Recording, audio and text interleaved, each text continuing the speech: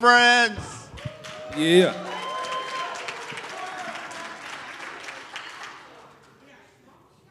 Arlinda, thank you for having us. It's got to be better than that for Arlinda. Come on now.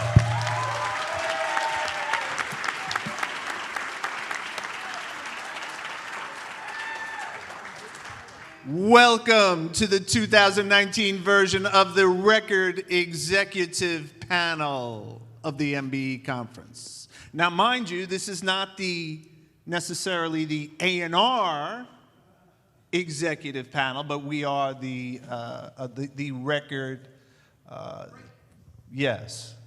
That's what we are. And I think we're here to give you knowledge, we're here to share knowledge, we're here to answer questions, we're here to tell you what's working in the business, what's challenging in the business, and to share all these wonderful nuggets with you. And I think we should start by going down the row, and you guys can introduce yourself. And Okay.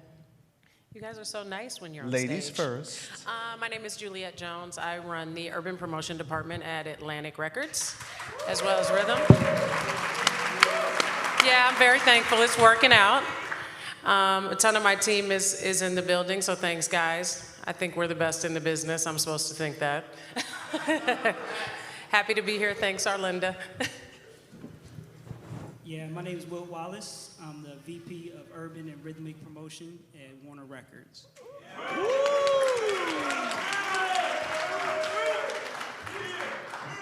Hi, my name is Rick Ross. I'm the National Director for the Urban AC format for Capitol Records. Hey. Azim Rashid, SVP, Head of Urban Promo at Columbia Records.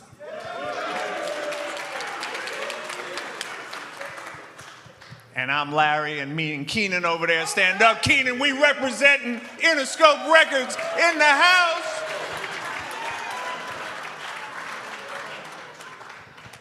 So, what's good in the business is that we're making money again. Yeah. Yeah. Clap for that. Bonuses are looking nice. A lot of it is happening because of streaming. The internet that we fought so hard is now working in our favor. Things are good. Life is good. Artists is good. Hip hop is great. Music is great. Radio is good. But overall, it's just a vibrant time to be in the business. It's really, it's fun again. It's challenging, and you know, it was dark for 10 years, but now, you know, things are looking good, and it's, you know, a lot of it is because of the action happening on YouTube and Spotify and Apple Music and so on and so forth. So the sun is out and the sun is shining, but I'll ask some questions of the panel one by one, and then we'll take questions from the audience. And even though things are good or better, or the sun is coming out, Azim, what do you see as the challenges moving forward? Well, I think moving forward, it's still, you talk about discrepancies specifically for urban executives. I think of all the major companies, and Juliette is one of the top executives with an EVP title. Rodney Shealy, who's not here, just got promoted to EVP. Who else we have? Mike Kaiser, Mark Pitts, and Tracy Adams, who I think she's here. Tracy Adams is the EVP as well. But most of these people are promotion people. At the very top rung of the companies, the people who actually control the entire process, there's only Sylvia Rome for the majors, and then L.A. Reid, who co-owns his own company. So I think that when we talk about the business of music, with hip-hop being the most, R&B and hip-hop specifically, being the most consumed genre in the world, there's still a lot of discrepancies in terms of equal hiring and equal power at the top of the food chain. So I think we have a lot of work to do there. On the music side, which is how we all make our living, the same thing exists. I think having artists be able to move fluidly throughout the genres, you know, if you're a black artist specifically, you kind of are stuck. And we don't see that across the board with our white counterparts. So we have a lot of work to do in the racial lines, I think, in terms of music. Very good. Juliette, the challenges in and around what we do, radio, the ongoing relationship between label and radio, how do you foresee it taking shape over the next 5 years? I mean, I think a couple of things, right? I think the biggest challenge that we have on the record side is volume of music. What we put out today is probably 10 to 50 times what we used to release. We'd have months to work on one single, to work out to that one album. And, you know, the good news is we don't have to work 6 months and hope our shit is working and we wait and then we find out when the album comes out. Now we get pretty immediate feedback, but all of the volume that the internet has allowed in the music business does not change that there's 24 hours in a day, and music is what radio plays in between what makes them money. So they're not really trying to cut back on their revenue to play more music if they don't have to. So I think that's a big challenge specifically for what we do. And I also think that while records is making, you know, more money, and a lot of, you know, I know there's a lot of aspiring artists in the room, et cetera, terrestrial radio, meaning Hot 107.9 here in Atlanta, V103, those kind of radio stations, their business is still not as big as it used to be. And so for those of us, I mean, my whole career has been doing promotion, so I'm very invested in radio continuing and flourishing and doing well. And I think that's another concern of all of ours, is there's so many outlets and ways to consume music today. It's really like the Wild Wild West on the internet. You know, internet radio and streaming services and YouTube and SoundCloud and so many other platforms that you can find music. And depending on where you work, as a promotion person, you do or do not have responsibility for those other outlets, which can absolutely impact our ability to get your records on radio. Well said. Wilt, Warner. Yes. I want to choose my words carefully and be politically correct. Going through somewhat of a rebirth, rebranding of the entire label across all genres. But what are those specific challenges for you, and how do they play out day to day? Well, when you start fresh like that, there's a lot of risk involved because you're taking an iconic, historic brand and totally almost starting over. The logo changes, the people are changing, the roster has had over 40% turnover. So with that, you know, the leadership at the company has had a great deal of turnover. So with that, you have a lot of new challenges in finding out your new future and your path and forecasting where you're taking this going forward. Rick, talk about Atlanta. Is it saturated? Is it still thriving? Can it get bigger? Is there a tipping point?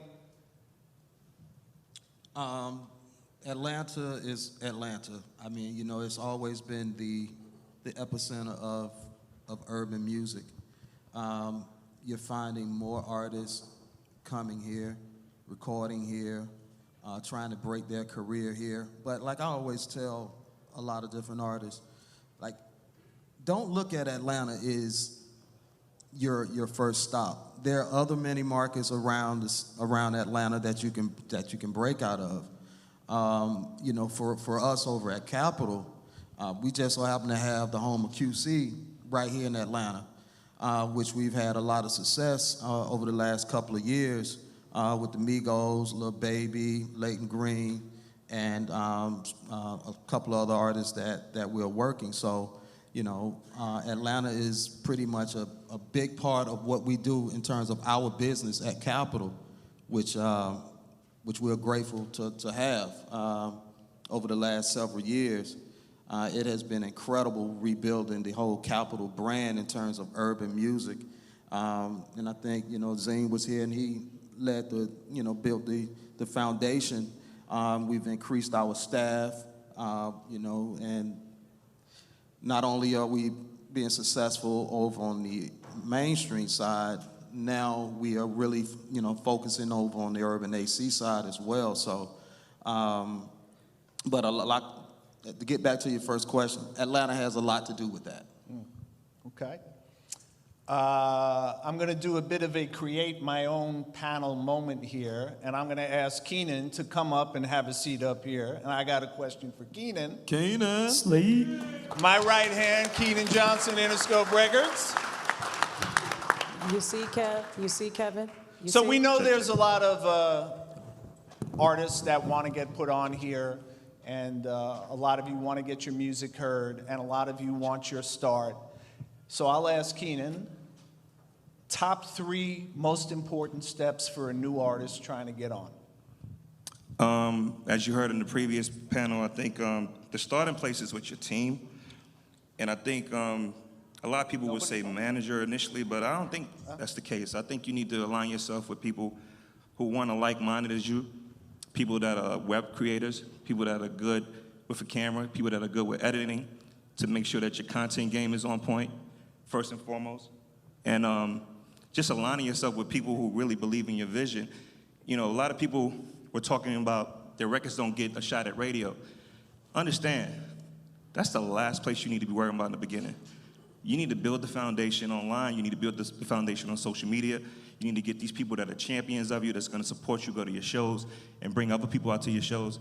And then, and only then, when you get to the point where you actually have a real fan base, do you come to the radio station and worry about getting your record played. It's a waste of money in the beginning. Trust me. Introduce yourself. Hi, I'm Juliette Schiffman. I'm the head of promotion at Island Records. And I just walked in, so you have to brief me on the question that you asked. Although I have a feeling it's, what do you need to get on the radio? Is that?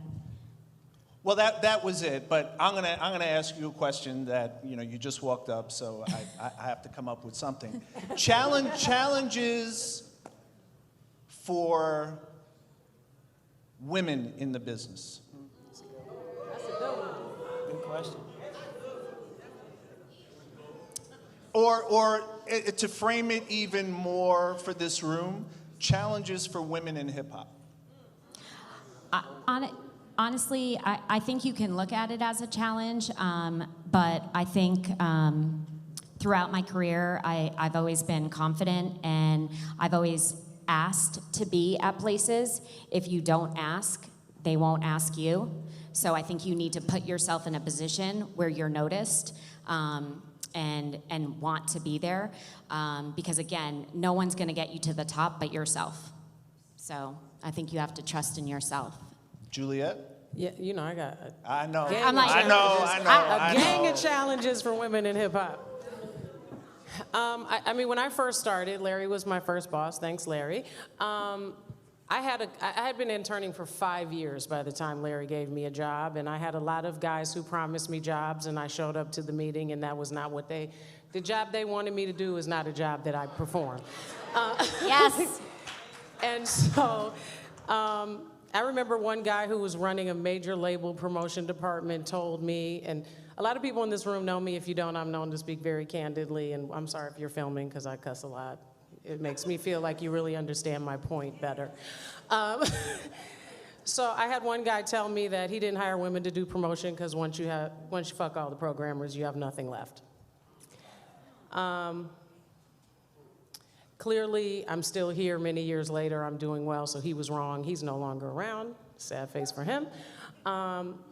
I think women make great executives, great promotion people. I also think it's really crazy that women are so underrepresented and underpaid in every area of music and radio. Radio's a little better, not much, and definitely not at the top. And what's really fascinating is my life's work has been in R&B and hip hop and urban music, and most radio stations research for women. Most of our targets is to sell the music to women, a lot of the music. That's why clubs have ladies' nights, because they know if they let you in free, the guys will come and pay to see you. You're actually the product, ladies, when you go to the club for free. So it's fascinating, right, that I would sit in a room full of men in a meeting in a conference room, and they would tell me what women want to hear and what they like. It's unbelievable. And to think sometimes that there are artists that we know we're marketing to women more than 50%. We know, some R&B artists, 60% of their revenue is going to come from females. And, I know we're in the Me Too era, but I've learned along the way in life that there are just some things that are just slightly different. And there are some things that men don't tune into lyrically or physically that women tune into. And it's just astonishing that we're trying to sell to women, make money off of women, but it's men dictating what's going on and what the sound is like. That's just unbelievable to me. I know as a man, I can think back, this happens all the time. You know, I remember 30 years ago seeing my first Denzel movie. I don't even remember what it was, but I remember coming out with my girlfriend. She, oh, Denzel. I was like, really? I had no idea. I remember the first time I found out that Matt Lauer was a thing to some women. I don't get it. And a lot of times you're with women and they'll kind of zero in on a lyric or a phrase or something that men are just clueless about. So it is astonishing that there aren't more women in executive positions and in A&R. But shout out to the women in the room.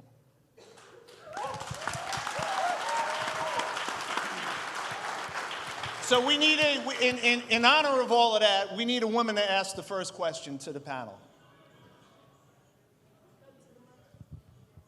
A woman to ask the first question. And here we go. Hello, everyone. Hello. What is your name? I go by Just the Empress. Say that again. Just the Empress. Okay. And what do you do? I'm an artist. I rap and I sing. Okay.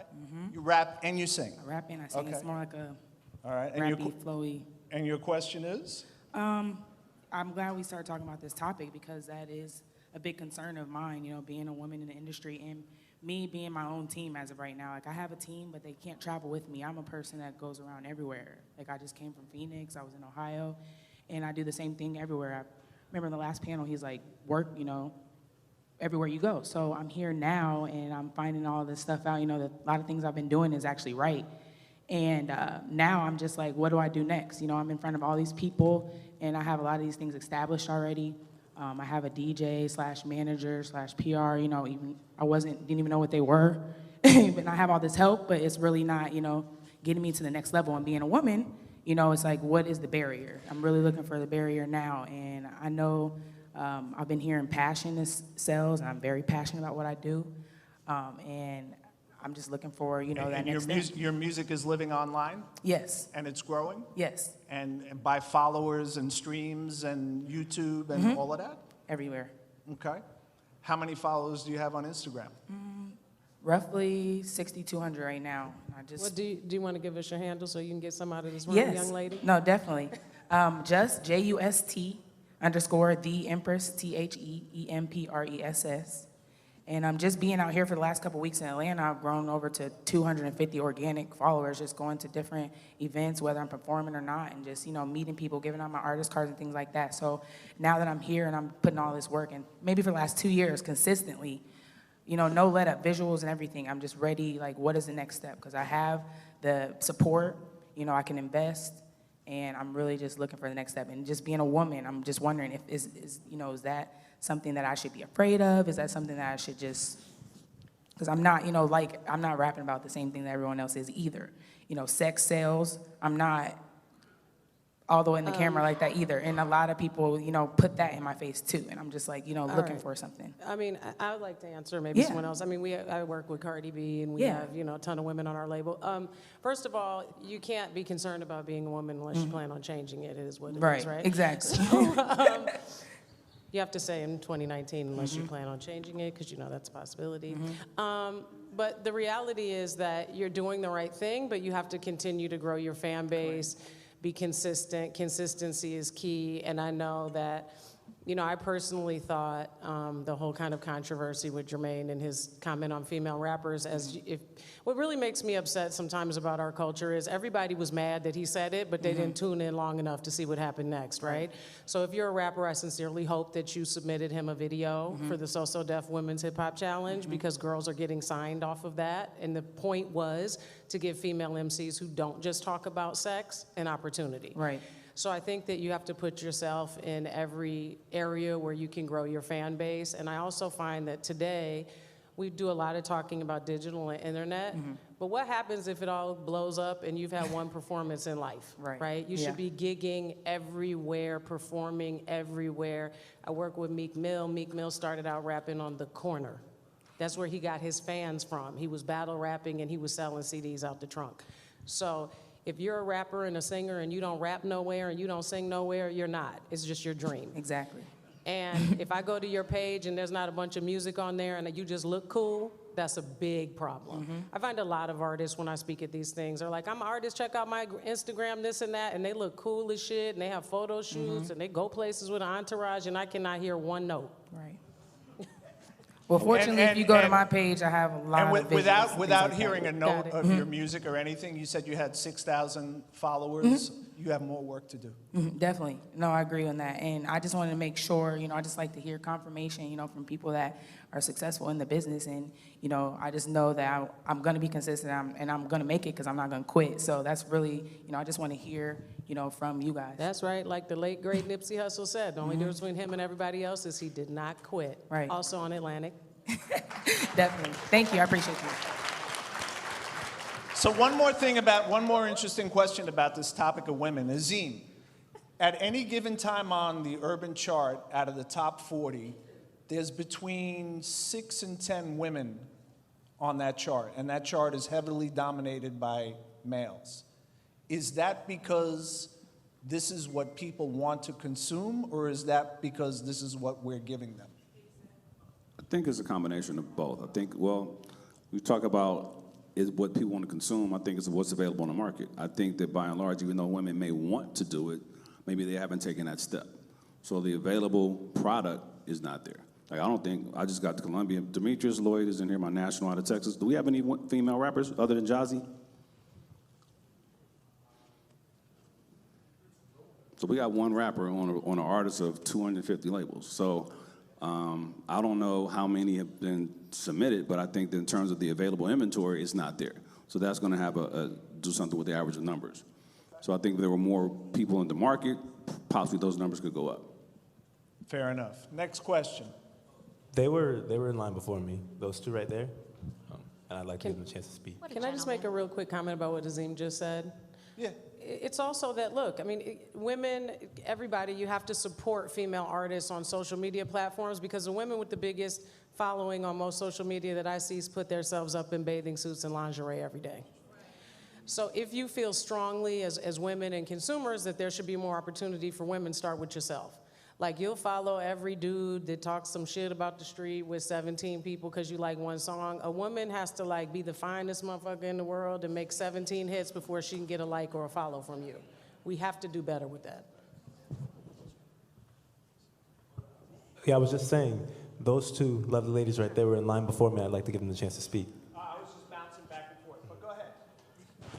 Hello, everybody. My name is Neek. I'm the Assistant Program Director for WHXT, WWDM in Columbia, South Carolina. I'm actually just probably going to switch the subject matter just a little bit because I'm curious, and I definitely want the panel to speak about relationships. How important is it with having good relationships? First question. The second question, I know we have a lot of artists in the building. How do you deal with an artist with a bad attitude? So, I want to take the relationship question. okay. Relationships are everything. I was telling a program director in here earlier who I was an intern when I first started working on, that, we, through our journey, have been at 8 radio stations and 5 record labels, and we're still together. And, we don't own most of us don't own these companies. I know somebody might have their own, but if you work in an organization where you don't own the product, and it's not you, the only thing you have is a relationship. And a relationship will get you further than a hit song. A relationship will get you further than buying people steak dinners, whatever, because ultimately it's about the bond. Now, obviously you want to have a hit record, and obviously you want great product, but sometimes if the difference between me getting an ad or any one of us getting our record on the radio specifically is the person sitting next to me liking me or not, that's the difference. If we both got a Meek Mill record and the sound the same BPM, same feature, what's going to be the difference? It's going to be the relationship. So I think that you have to work in relationships. And also, too, when you talk about relationships, it's not always about what you can do for me or what I can do for you in that moment in space. Nurturing and building relationships over time is about camaraderie, and it's about fellowship, and it's about learning. And then when that opportunity comes for you all to help each other, it'll be an easier natural fit. It's not because I gave you my business card at this conference and now we're friends. I just wanted to say, too, about relationships. I think it's extremely important that you not only have a relationship with the program director, but you have a relationship with the assistant, the DJs. That's where it starts from, and depending on where you are in your career, some of those DJs, some of those assistants are going to be up there in 20 years when you're up there, and, you know, we grow from there. And I think especially with an artist, you know I've taken many artists on the road, and I specifically tell them to exchange contacts with programmers, with DJs, because it's important for them to actually have that relationship with the program director, with the DJ, because then they want you to win. I think what's changed over time, relationships have always been important. I think now relationships are framed a little bit different. They're framed by the dynamics of data, and a lot of times stations are run by data, and that dictates what's going to happen or the outcome of what's going to happen. But there is still room for relationships to be meaningful and qualitative, and you look for a balance of relationships and data over time. So yes, they are important. Larry, I also think that within those relationships, the trust that you build up within it is important as well, because even though I need to get every last record that I have played, I never overhype any record that I have. If I love a record, you're gonna know it. But either way, I still gotta get the one that I don't love played as well. But the ones that I really, really love, I go super duper hard for just from a genuine place, and I'm all about it. You gonna know it. When you see me going hard on Instagram several times about a record, I fucking love that goddamn record. You know what I'm saying? And that's just the size of it. And everybody knows that trust is valuable when you're going in to talk to these people about these records. And as far as part two of your question, artists with bad attitudes, clearly I think we've all come to learn that the creative brain is different than the organizational part of the brain. And while Colby's brain may be a little bit more swollen on the organizational side, artists are usually more swollen on the creative side. So sometimes, and they also have a different lifestyle. So what's perceived as a bad attitude, a lot of times is just a creative person, and I'm not giving excuses to bad behavior, but I think bad attitudes, I think there are program directors that have bad attitudes too. So I think it kind of goes on both sides of the fence, and any of the panelists that want to add on to that. I do want to say, I think though, like every artist should want it, like I can't want it more than you want it. So if I'm waking up at 6 in the morning to get on a flight so that we could make it to a morning show, your ass better be up at 6 in the morning with me. So yeah, that's super important. I agree with Ayelet. I tend to deal with it the same way. I have my fair share of artists with attitudes. It's fine. And I always tell them, I'm like, look, bro, this is your dream. I get the same check every 2 weeks. If you don't want to go, that means I don't have to go. So, it doesn't really matter to me that much. I'm getting paid regardless. I'm doing a great job. We got 1 million artists. It's not going to make or break my career. I've been through so many people who were at the top, who no one, and half these young people never heard of them today, and at one point they were the hottest thing since sliced bread. Attitude is everything. It's your approach, and it's your dream, and it's your album, and your face is on it, and your name is on it, and you have to go out there and sell it, and if you have a nasty-ass attitude, cool, I'll stay home. And a lot of artists always, they think that it's the artist versus the record company. Shit, we work together. If you're not making money, then we don't make money, and it's vice versa. But we don't work for you. So we don't, it's not like, hey, I work for you. No, I don't work for you. And I'm quick to tell them, if you don't want to do this, you can go home. And I've had plenty of artists send their ass home because, we're out here doing the same thing. We're out here working for the same cause. And if you're going to get in the car with an attitude, then you're going to have that same attitude when you go to the radio station. And they don't understand that those are our relationships. Radio doesn't have to see an artist. They don't have to put them on radio and do interviews. They do that shit based off of our relationships that we have with radio.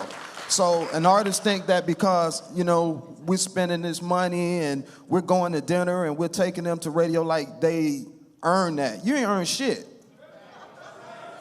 All those relationships are our relationships that we built with the radio stations when we're asking them to put you on radio because you ain't sold not one record, and we're asking them to give up their airtime to put an unknown artist on air to be heard. So, so you have to explain and teach them that, don't go in here and fuck up my relationship.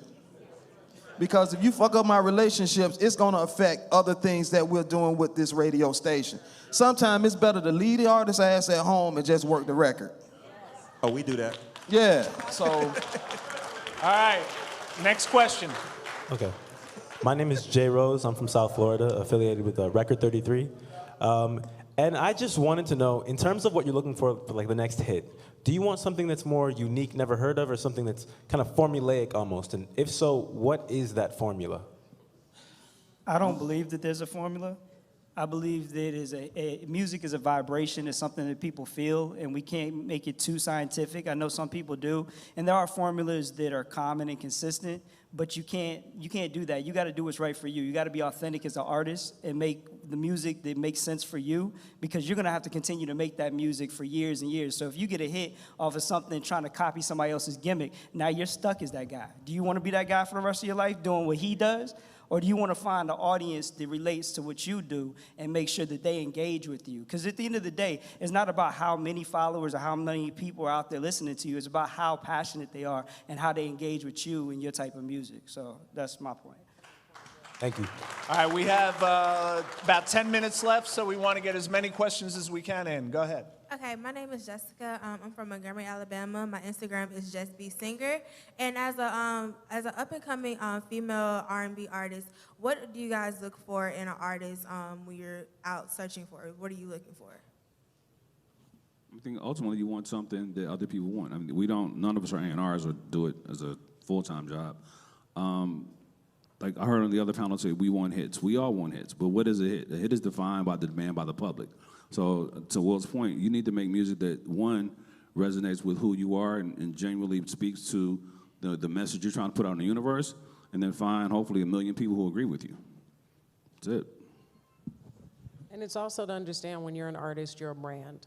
So unfortunately, that means that every single thing about you has got to be consistent. Consistency is so key.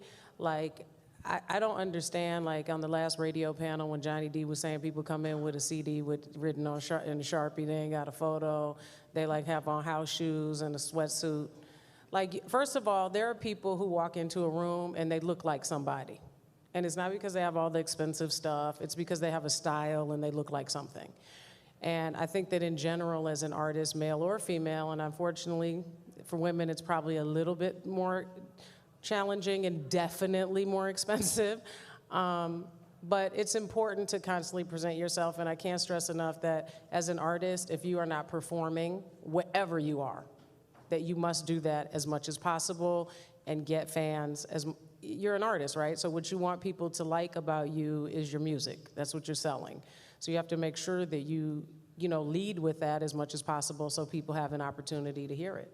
I want your artistic energy to move me, to make me feel something. Either a beat, a rhythm, a lyric, a look, a presentation, a dance. I want your artistic energy to make me feel. Next question. Hi, my name is Denzel. I'm a videographer. My question is, when the statistic came out about like 4 years ago, I think it was, that hip hop is the leading genre, what role did the record labels play with that?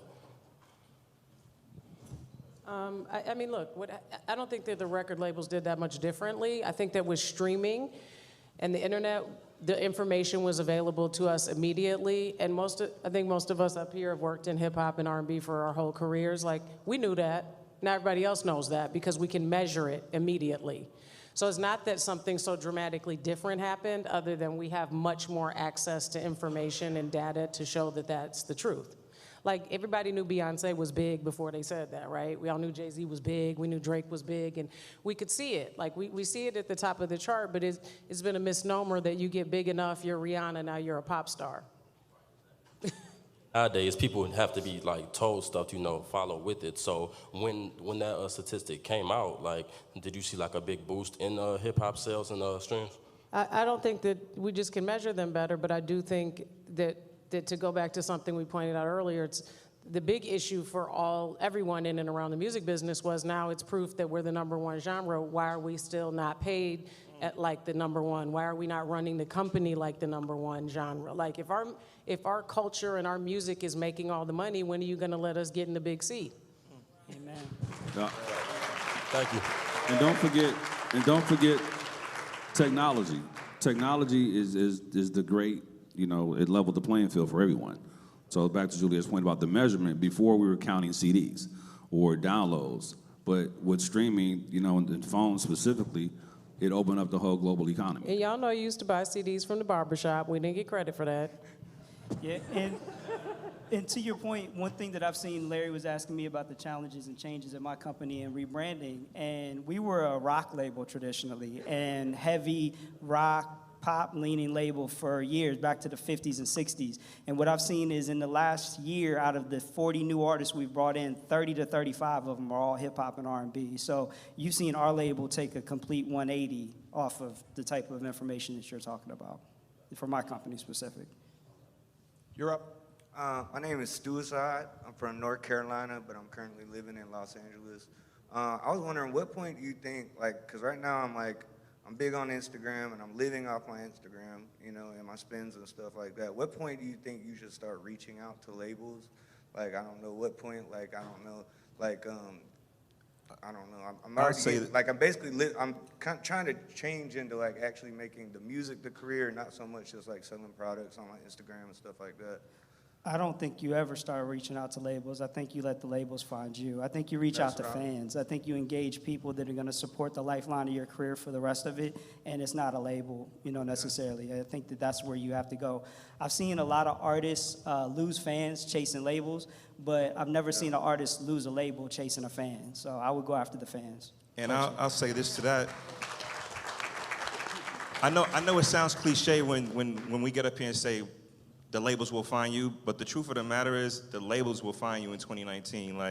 I've seen our label sign artists that have 10,000 followers, but have a big record on SoundCloud, but because the record is resonating with a small pocket of people and they see it growing at a certain clip, they'll bring them in as a prospect just because they see something that's growing with it. Or they'll sign somebody with 100,000 followers. There really is really no science to it at the end of the day. If you have something that's really moving, our A&Rs will definitely find you. Trust that. Okay. All right. Next up. My name is Myron Moran. I'm Vice President of Level Up Music Group / Quality Control. I also work for Digitrax, a Beijing company in China. Now, my question is for the guy with Warner. I want to know is, how did TikTok get a blanket license from you guys to be able to use your permission for their lip sync app? Because we have a lip sync app as well, that when you download, you get a drum pad. So we actually doing the same thing as TikTok. Now I closed the deal last week with Destro Kid, and I'm working on one now with a Rap Plug here in Atlanta. So that's what I'm here for. And also I got Leighton Green. She just gave me a song that I'm about to use for the app, for the digital app. So we're working with artificial intelligence. So I want to know is, how can I go about getting a blanket license from all y'all next week sometime or soon to be able to use y'all permission for y'all music? So these people will know that lip sync app is the way to go, and that's how you get started. Because TikTok is making billions of dollars. So that's my question. Just how can I get a blanket license? We have our winner for the best question of the No, man. I just had a kidney transplant. I just got out of the hospital, from Vanderbilt, a couple of weeks ago. I just had a kidney transplant. I just want to know how I go about getting a blanket license. I can make billions of dollars like TikTok. That's it. Yeah, I'm not even gonna lie to you. I don't know how that deal got done. That was something in our fan engagement and also the legal department that I wasn't a part of. But I will try to research that, and because that's good information. That's a great question. I honestly don't know the specifics. Yeah, because I know. I looked at TikTok. They right now at $75 billion, and right now there's no more lip sync apps. And a lot of kids in the Atlanta area, because I'm from Griffin, Georgia, and I work with Ethiopia, Bimian. Actually, I work with a lot of people y'all know. Colson Hill at Island Def Jam, John Eamon over at Interscope. So I work with a lot of people y'all know. So I'm just trying to go about getting a blanket license. So if if y'all mind talking to me. License? You know what I'm saying? Now, Warner just did it, so. Triller, which is... Business but that's affairs. the next big thing, you know what I'm saying, is the Sir, TikTok thing. Sir, if you have a lawyer? No, I don't got an entertainment lawyer. I'm doing it independent myself. I mean, I got QC. I ain't worried about them. I already got them taken care of. I'm trying to get the rest of the labels. Because, see, regardless, TikTok still use y'all music, regardless without permission. You- So you I just should- need permission. My man, it was a great question. Oh, We yeah, no actually are question. not the right people to ask it of Yeah. because we don't have Okay, the that's fine. answer. It's really business affairs, which is why I was asking you about the lawyer. I do know that Kevin Lyles is going to be speaking later, and because he's Yes, run a ma'am. bunch of companies, he might actually have some insight on this question. Okay, cool. Because, I mean, does anybody on here know the answer to I this? mean, anybody No. know the answer? No, other than maybe because TikTok's broken so many acts. You know, if you take So- the power of TikTok. Well, regrettably, Well, my name Myron Moran. Y'all get our through me through time- QC. our- Thank you. What? The gentleman that just asked the question, were you in the room this morning when the lawyers were here? The attorneys? That's your Mr. Answer. Let them know, Orlando.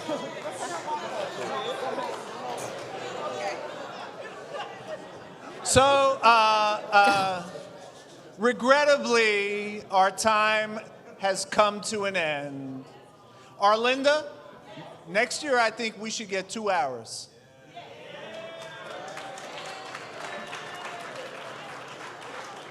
I can't do it. They tell me to shut it off. So my Instagram is CoachK07. It's been a pleasure, and everybody can have a closing remark or say goodbye or give your Instagram or give your Gmail or give your... Yes, and we'll step over for pictures. You can follow me on Instagram at Black Okay. R.A. Gold, BLACK, Yo, BLACKARI Gold. And I just want to tell everybody to keep going. Like the biggest barrier to entry for success in our business is time. It takes 10 years for an overnight sensation. And if you haven't put in your 10 years, or if you know Malcolm Gladwell, the book, The Tipping Point, if you haven't put in your 10,000 hours, which is about 7 to 8 years at your craft, then you're selling yourself short. So if you really want it, no matter what it is, believe in it, keep doing it, put the time in. Thank you for having us. That was very nice, Azim. Juliette Jones, I'm Miss Juliette Jones on Instagram. I just want to reiterate that I do not sign artists. That's not what I do. Because I think I come and speak at these things and a bunch of people send me their tracks and can you listen to this? Even if I do listen to it, which I'm definitely not going to spend all my free time listening to music, I'm just being honest. Like, I'm not the person who makes those decisions. And so, you know, if what you want me to do is engage with, check your page out, see what's going on a little bit, I try to do some of that, right? But I just want to be honest about that. And, you know, like Azim said, it's just important to keep going. It's your dream. But I think it's important also, like, if your record is #1 in your mama's basement and in your car and that's it, you need to keep working before you go to the radio guys and try to get it played or contact the labels. You know, get some real objective feedback in your life about what you're doing, because you're gonna have one chance to make a first impression, and you're probably gonna get about 5 minutes of somebody's time if they listen to your music, so make sure you pick the right thing.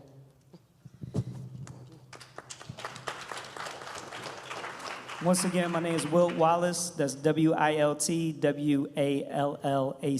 and that's on Instagram and Twitter, Wilt Wallace.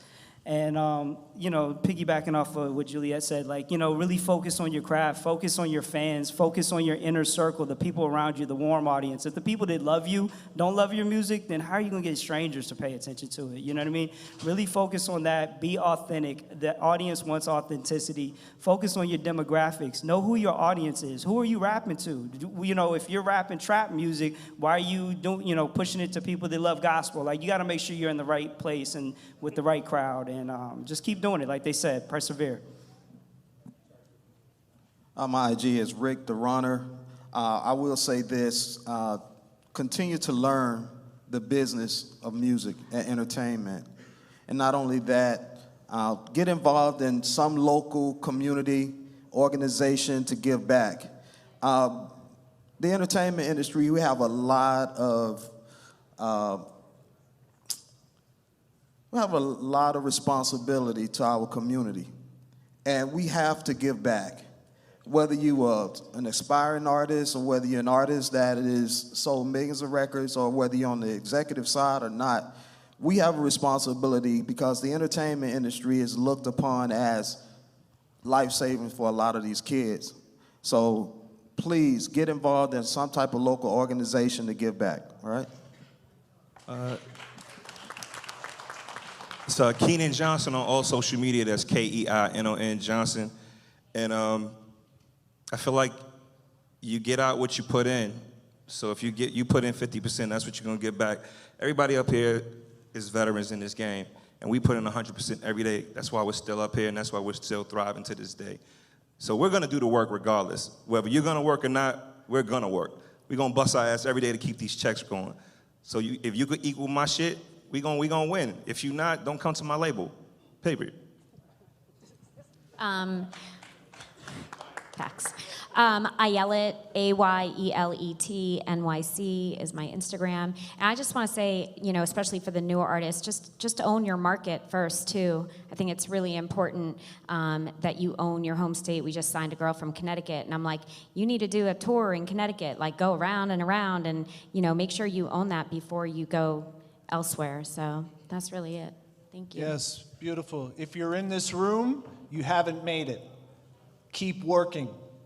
Love your craft. Love your passion. And if you have new music, send it to Geo Cook. That's GEOCOOK. He's on Instagram. He's a big deal. Thank you for coming.